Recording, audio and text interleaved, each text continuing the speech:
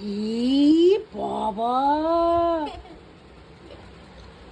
এটা তুই বডি লোশনটাকে এই বাজে, এটা শ্যাম্পু ভেবেছিস তুই বডি লোশনটাকে?